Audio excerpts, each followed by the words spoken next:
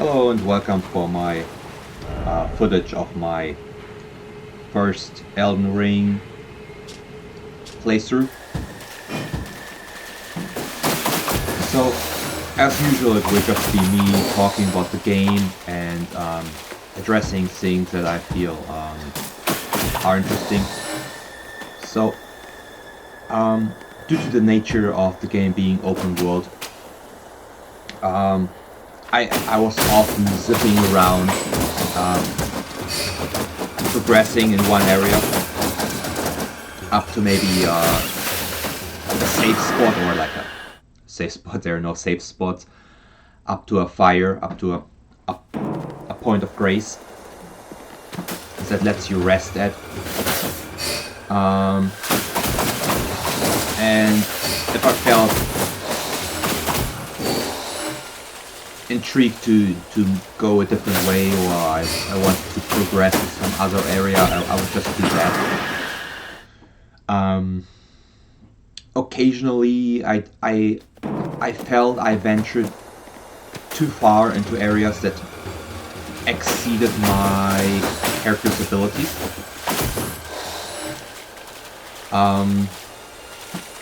Not being able to beat certain bosses. And I think the primary reason for that is this character. This is my first character, but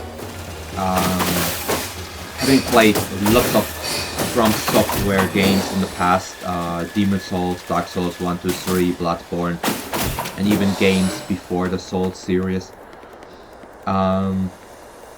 I tend to overthink from the start and already have a very specific build in mind, and this character that you're seeing is actually a mage, a magic build, which totally does not look like it, because you don't see me using a lot of spells. You see me using 2 katanas, but these are both katanas that come with inherent magic. The meteoric katana, which has the skill gravitas, which creates a gravitational field and pulls things close to you. It's more of a strength, physical magic weapon, but it still benefits from investment into magic. And the other weapon I added later on to my build is the Moon Veil Katana, which definitely suits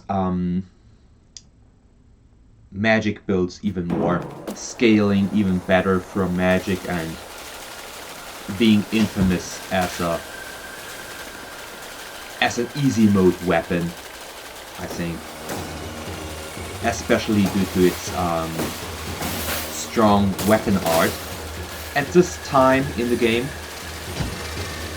that you see the footage right now, I did not own the Moon Veil Katana yet, so you see my character wearing the Meteoric Katana and a standard Uchi Katana with magic infusion. I tried to go up against this boss, the Dragon Knight of Nokstella, and I think it's a boss that is not intended to be fought at this point in the game. I was a bit under-leveled. I also struggled to find a rhythm with this boss. You see me evading attacks and rolling out of attacks.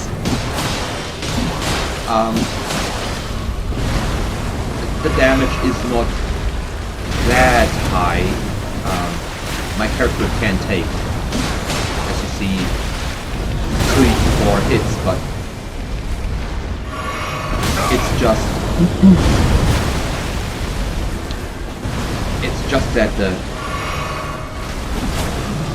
attacks are really wide swings. It moves relatively quick for that size, and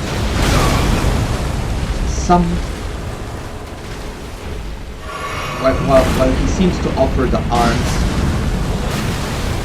to be attacked,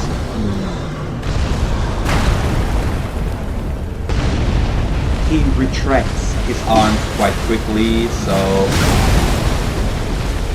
I found the best way was to try to get in close, but that, I don't know how to call that, like harnish that was hanging from his waist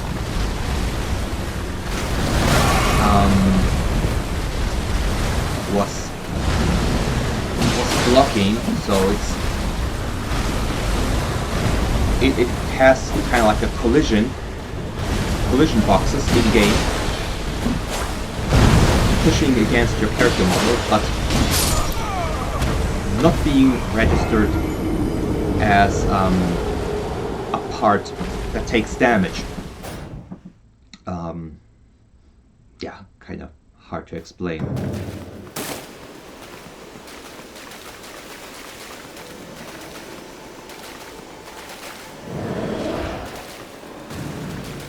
So, for this boss, the best strategy is probably to storm through, run straight past his attacks,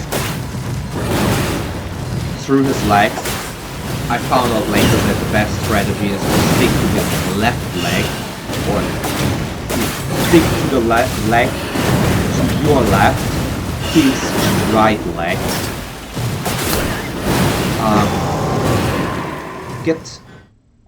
Get 1 or 2 attacks in, and then keep circling around with him, rolling with his legs, always towards his right leg to your left.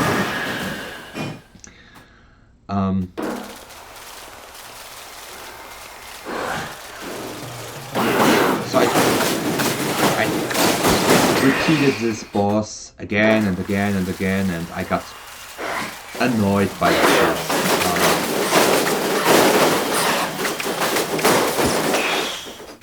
I think this was the first boss I really wanted to brute force through. I didn't want to give up and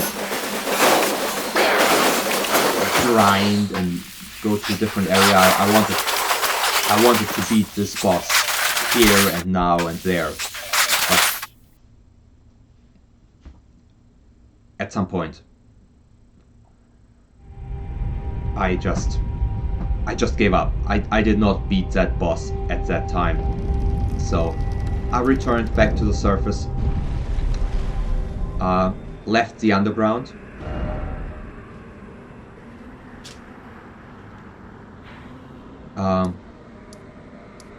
and this is a part in Salad, I don't know how to pronounce this. This is part of the upper area that is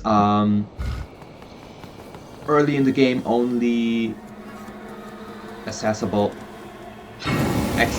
by going down into the underground world, following the parts, and then taking a lift up to the upper world again. And from there you have 2 paths branching out.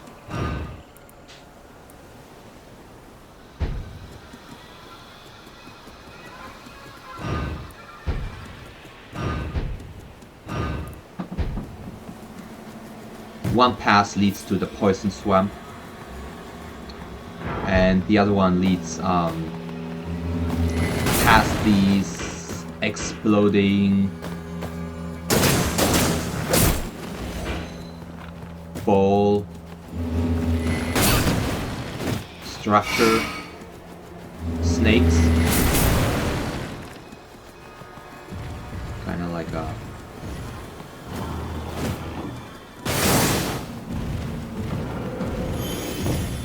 stones being held together by gravity, shaping a caterpillar. Strange animals.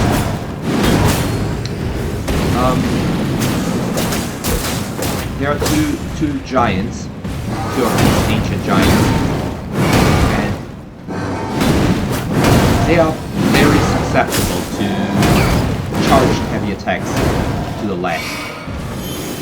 I don't know if it makes a difference, but I felt like two heavy attacks towards the same leg usually do the trick in making those giants fall and opening them up for critical attacks to the chest, which does huge damage. So they're big, they look intimidating, and they can shoot these arrows incredibly far, so they can be an annoyance in an open field. But they're not that strong.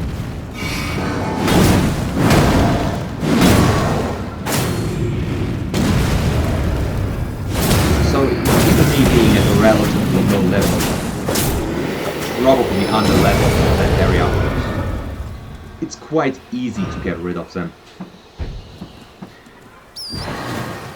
And another interesting thing is they seem to be able to damage each other, those giants, those golems. There are different versions. There are ones with the giant bows, and ones with the giant, looks like a halberd, like a giant staff.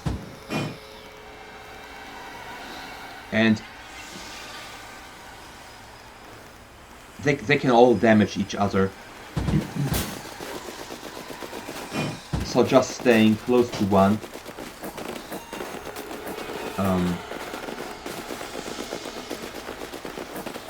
kind of makes them hit each other like friendly fire, which quickly opens them up for criticals as well. So, and this seems to be a general theme for this game, that the most annoying and the most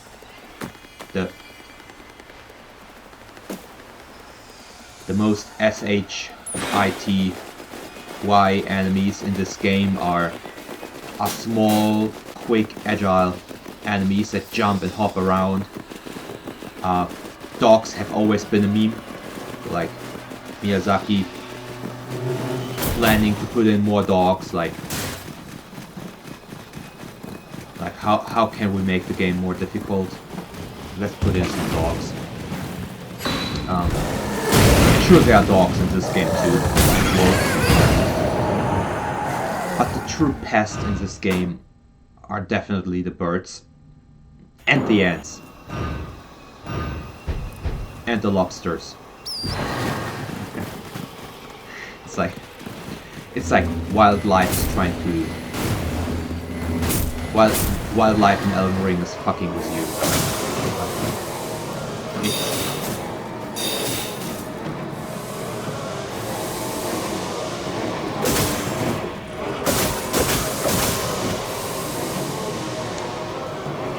I'm sure some bosses are hard. Some enemies are nasty. But it's these small, agile enemies that jump and hop around you.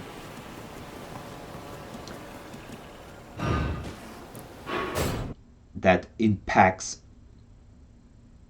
make this game just so difficult sometimes.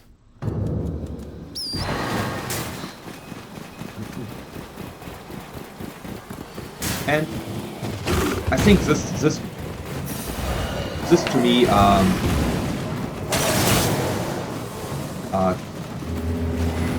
is kind of like a transitions into another topic, which is the toy system in this game and how it's handled compared to previous Souls games. And I was a long time under the impression that toys didn't even matter at all. I I didn't feel it doing anything for me. Even medium armor didn't prevent me from getting staggered by even like teeny tiny attacks by dogs or bats or like rats. I mean not like strong, intimidating enemies, but I mean small enemies that are just annoying.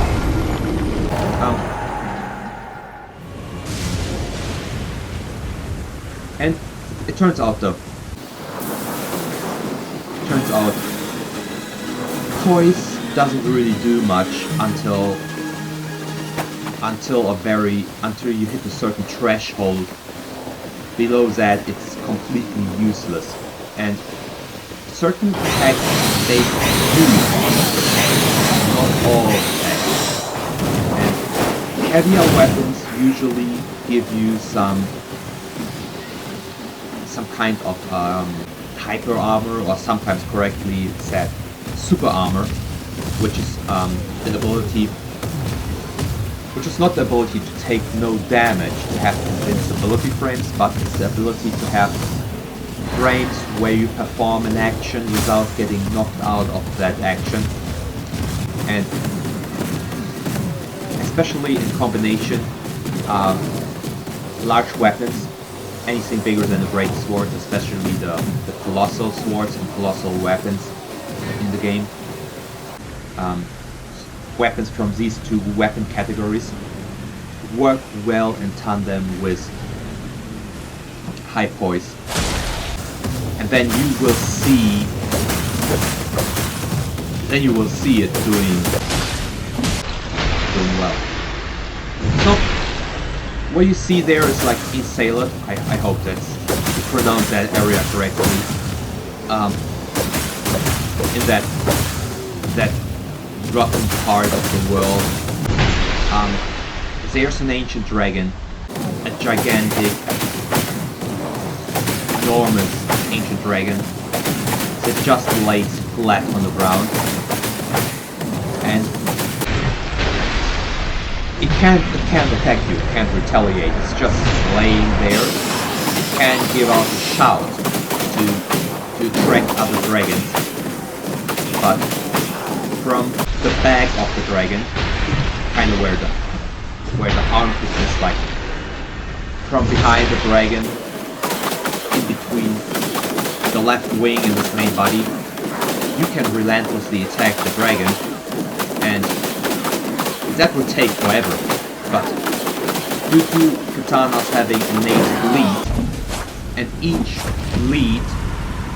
bleeding chops off a fixed percentage of health, it's a very efficient way to kill that, not boss, but that enemy early on in the game, and farm tons and tons of souls. And it's not really a farming spot, because you can only do that once a game, but that dragon is accessible very, very early on in the game. If you follow the right path, which there are plenty of videos on YouTube, plenty of guides, you can quickly get to that dragon, kill it relatively easy, and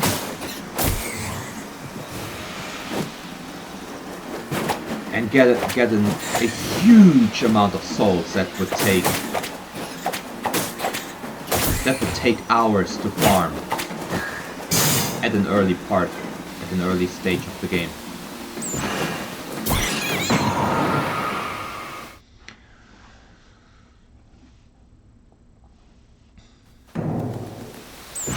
And I think generally, farming souls or farming runes,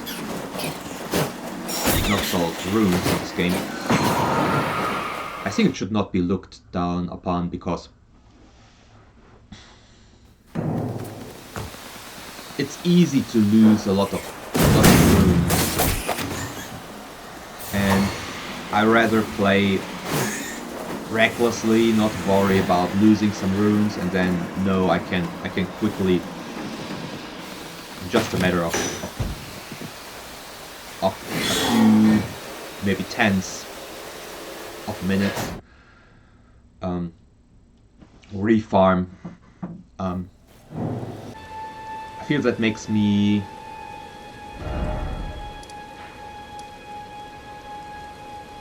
want to engage with the game more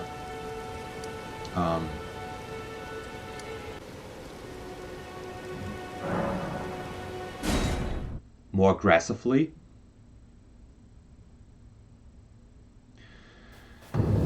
So I think something that I only experienced or like found out later on is that the southern part of the map, the southern main island, is pretty much the first big beginner area aside from the starting area, from the very starting point. So while the game seems to lead you north, and it's extremely tempting to venture up north and then get to the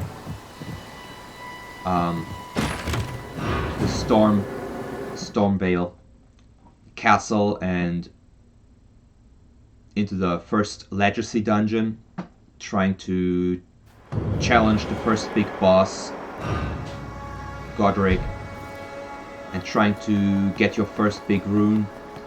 But there's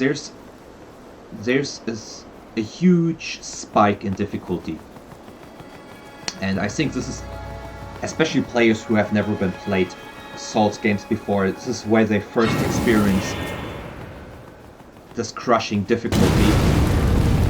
And this not being so linear, this being an open world game, makes me assume that the game does not expect you to just venture one way straight. I mean, it's possible. There are people who do speed runs of the game, but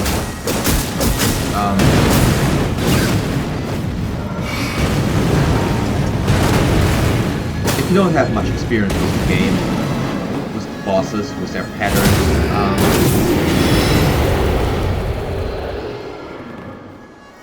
and you naturally try to progress your character,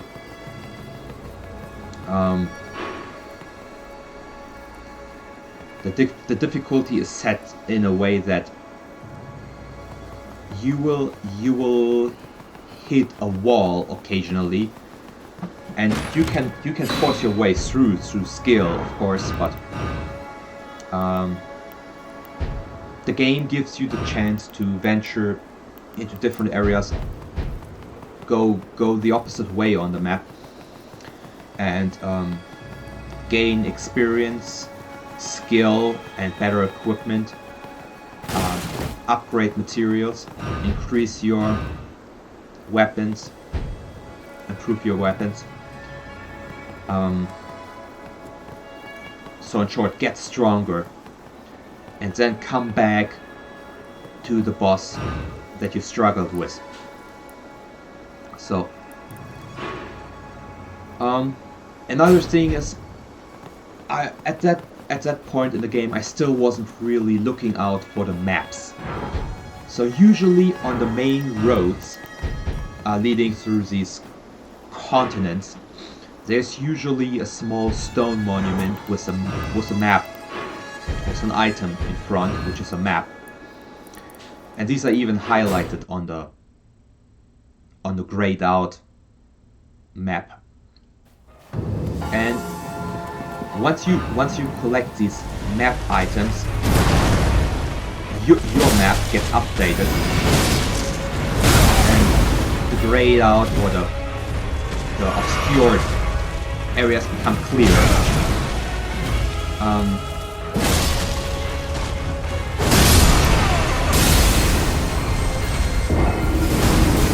And in this game, it can be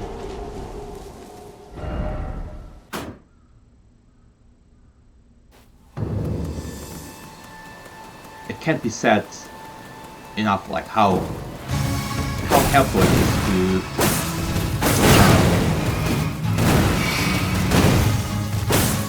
have a clear map to know where what is.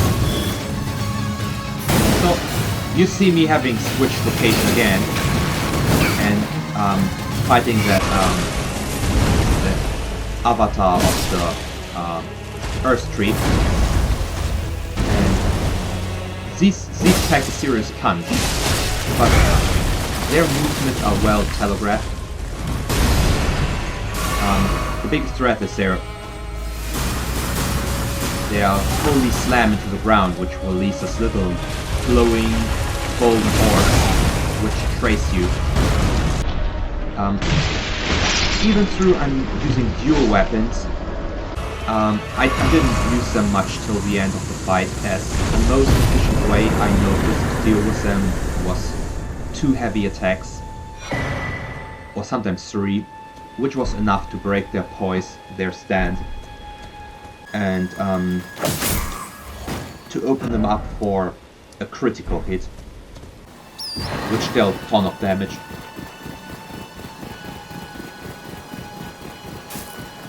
So even having 2 weapons in hand, using both weapons, power stancing, is not always the superior way. Sometimes even the one-handed strong attack will do you a better service, especially in opening up enemies for critical attacks.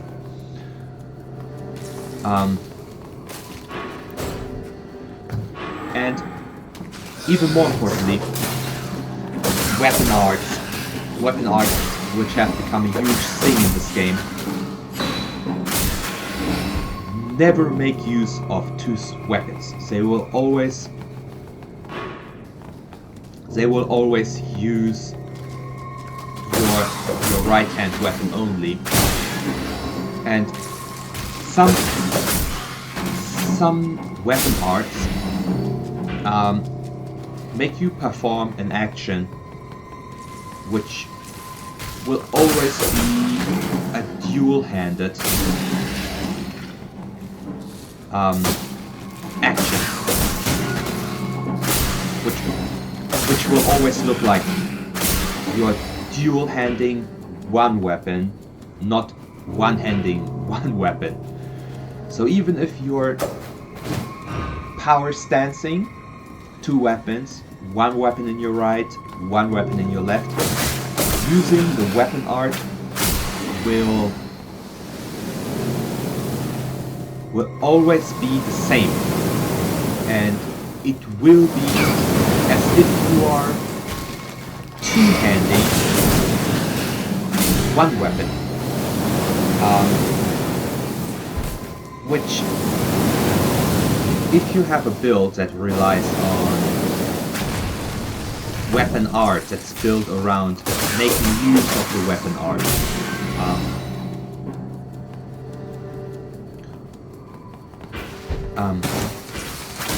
if you have such a build, then it might be a good idea to just stick to one-handing 1 weapon, using the other hand for something like a shield.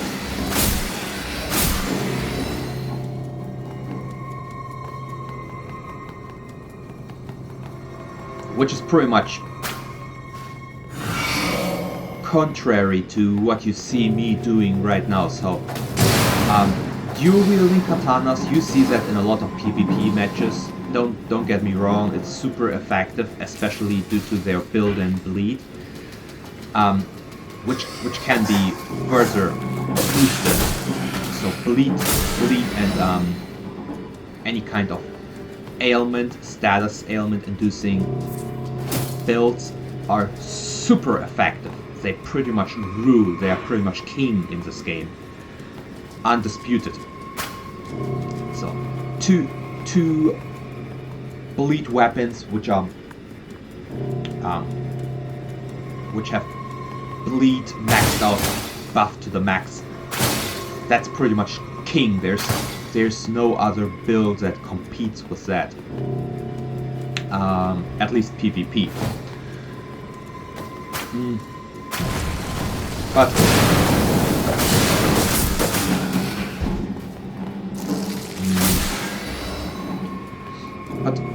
here in this situation, like you see me with my character, this is a mage build, so I have a lot of points invested, a lot of levels invested into the magic stat.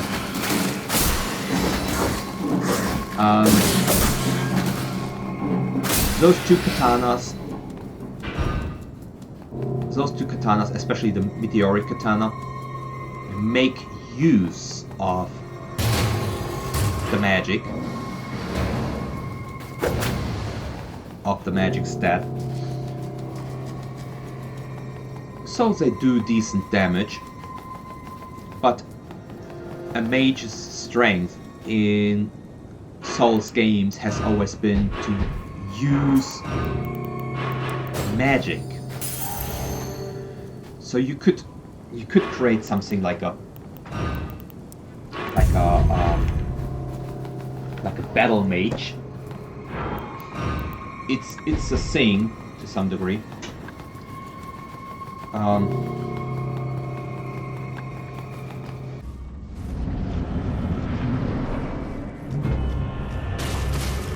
But yeah, it's a thing, the battle mage, which was my idea. So this is a character that even up to the end, I left that up.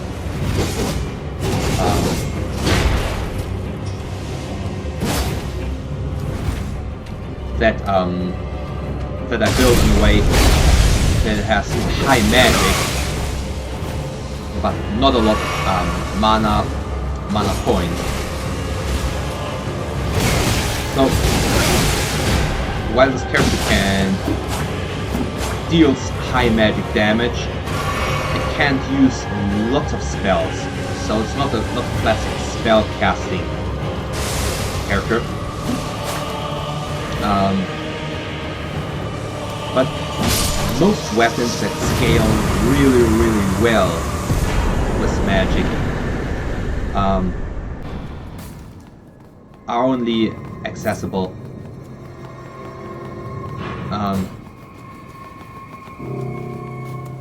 late or mid-game. You can only get them. You'll only get weapons that scale well with your magic later in the game. The earliest and probably most infamous pick is the Moonveil Katana. I talked previously about that one, which at this point in the game, that you see the footage right now, I didn't have yet.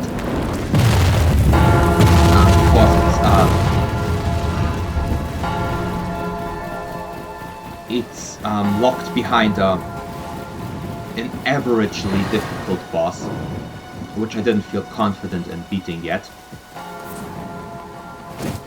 But going for something like a battle mage, the Moonveil Katana is probably one of the most obvious choices.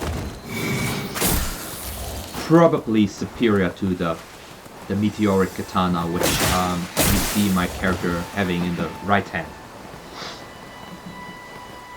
Nonetheless, the Meteoric Katana comes along with a really nice and nifty weapon art, the gravity art, where he slams the sword in the ground and creates a sphere, which has a decent radius, pulls enemies in, deals nice poise, and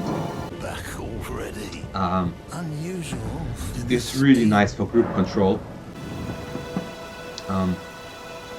Also gives you, the player yourself, some resistance to being staggered, so quite a nice move. But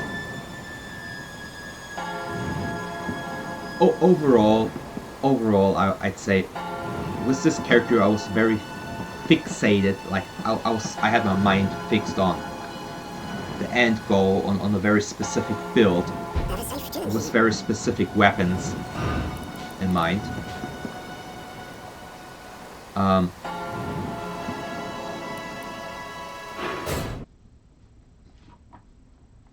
Specifically, this game's version of the Moonlight Greatsword, the Dark Moon Greatsword, which is not a super endgame weapon per se, but is locked behind an extremely lengthy quest. Probably one of the longest quests in the game that can only be started mid-game.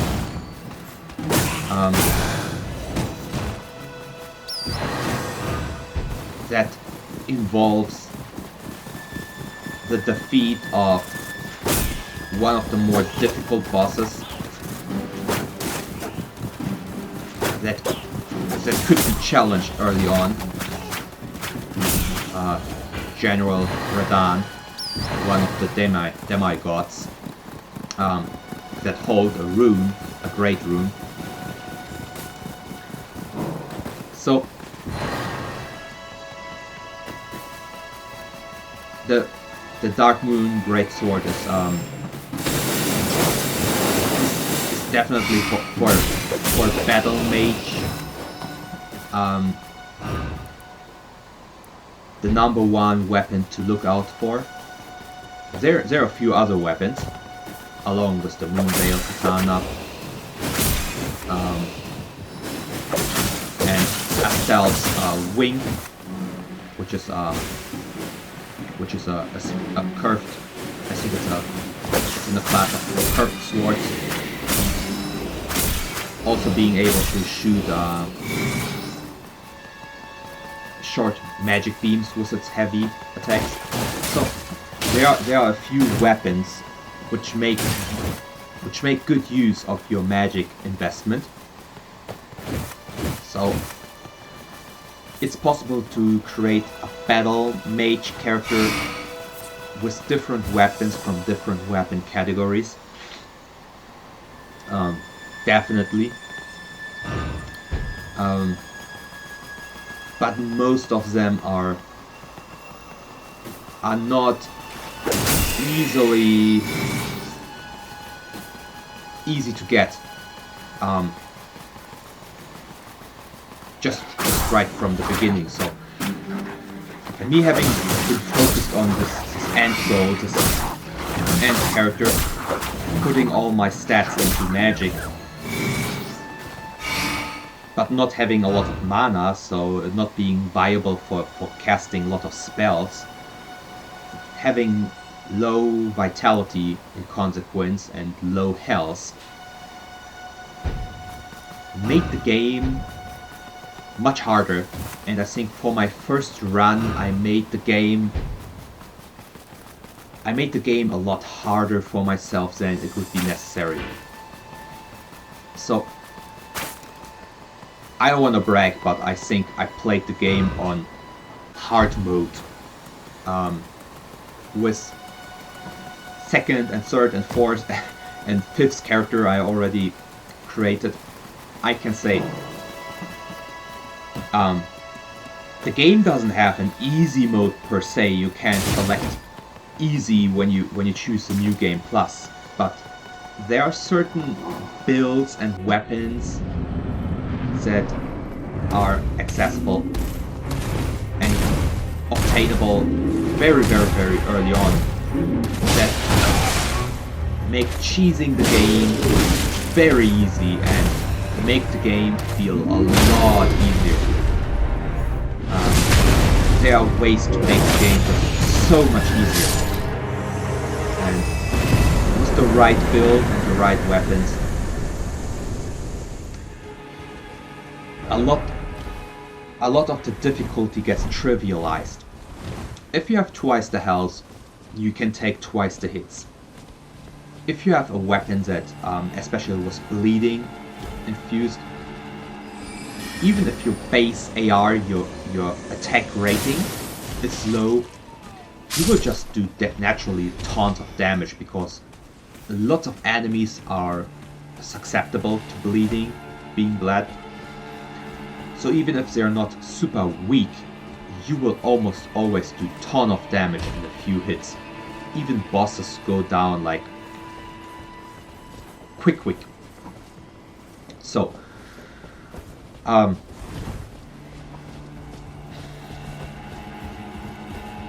making a high vitality bleak build is pretty much easy mode.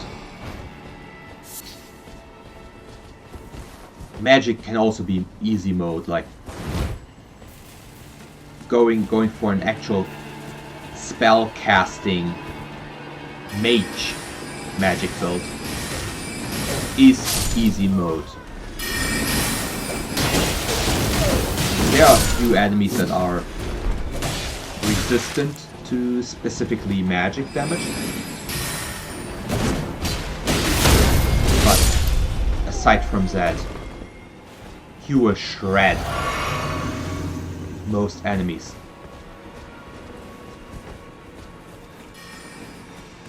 Even pure strength builds, people complain that it's not the same as in past games, like in past Souls games.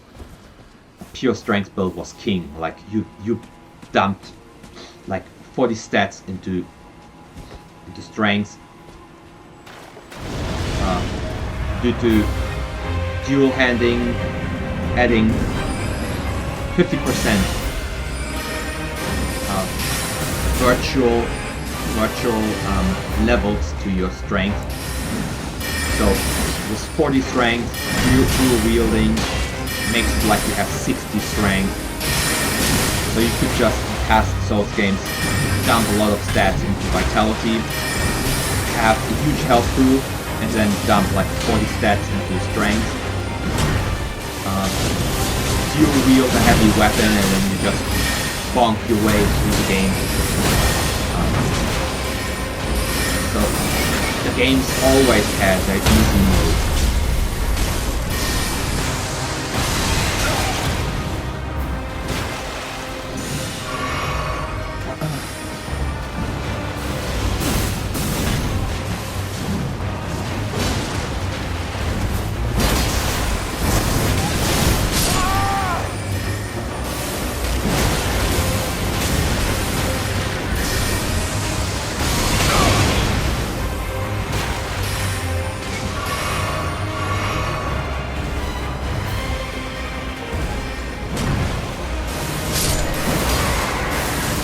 So, this boss, I wouldn't say it's one of the hardest bosses, but it can be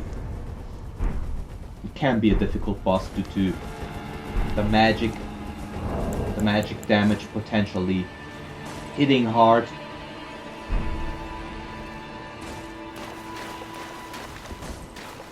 But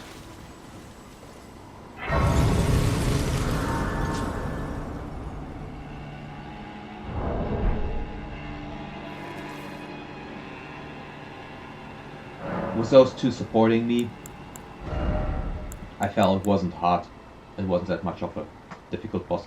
So as you see here, I dumped lots of levels into magic, into wisdom. 33 wisdom. So, but I'm with this character right now. I didn't make much use of that. Hence, I said I made it myself. Difficult mode. I played the difficulty setting. On difficulty setting.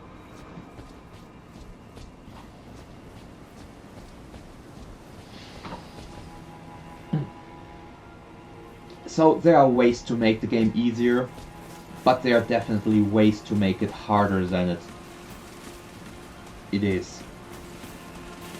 And then it needs to be.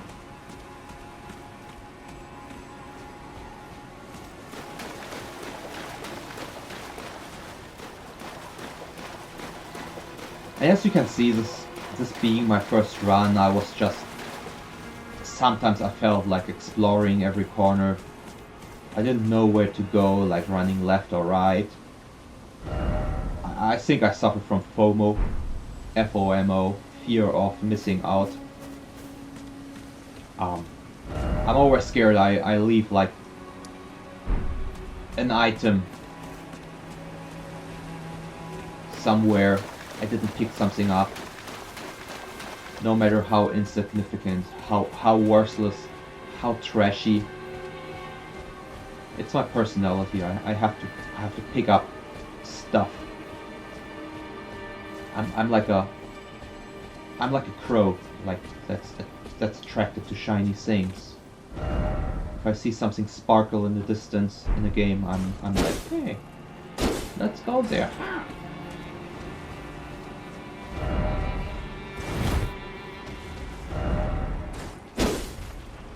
Yeah, lots of fake messages. Fake messages telling you there's a fake wall, which is not a fake wall, but a real wall. Sometimes this community is hilarious. But yeah, I think this is the part that I was looking most toward to. This is the part of the game. Reaching those 3 towers.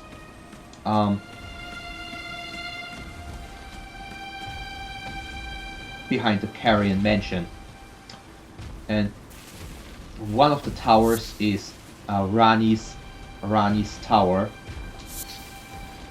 which houses Ranni the witch, and her lengthy quest is the quest which unlocks many areas in the game, bosses, but also, in my opinion, the best and most highly coveted magic weapon in Elden Ring, the Dark Moon Greatsword, which is just this game's iteration of the Moonlight Greatsword. And FromSoftware has a history of putting this type of sword, which is pretty much a carbon copy, just having slight differences in design and naming, in each game, usually named Moonlight Sword or Moonlight Greatsword.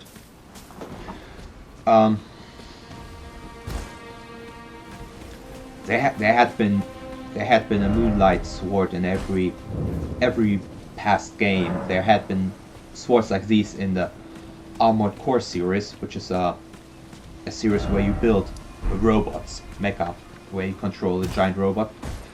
There had been a Moonlight Greatsword in Demon Souls, in Dark Souls 2, Dark Souls 3, Bloodborne. So this is a reoccurring weapon, and it's not like I'm special or like anything for making this weapon the center of my build. I think this is just something that especially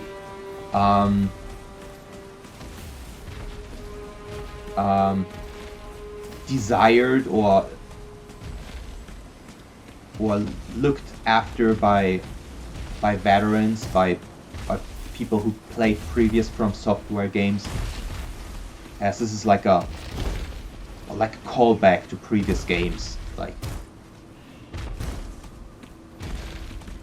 I mean, the Moonlight Sword wasn't even my favorite weapon in past games, but it appearing in almost every game, with each successive FromSoftware game, it feels like I get attached more to it. It's like, with each FromSoftware game, I feel like getting more attached to FromSoftware. And I also feel like I'm getting more attached to that weapon.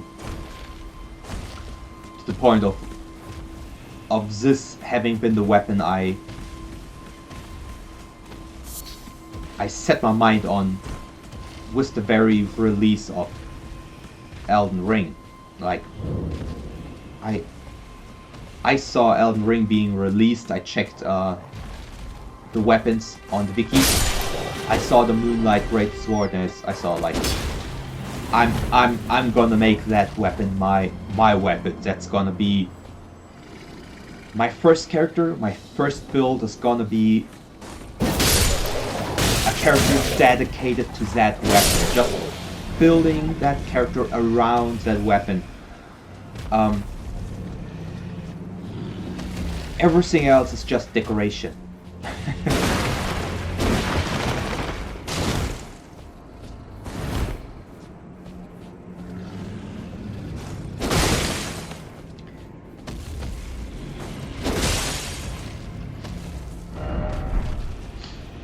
And it's here, this tower, where you find Ranni the Witch residing at the top. Speaking to her will initiate a very, very lengthy quest, which is not undifficult, but is absolutely doable at that point with the character level I have. And from that point on in the game, my pursuit was tackling that quest, getting the sword. From there on, I was in tunnel vision.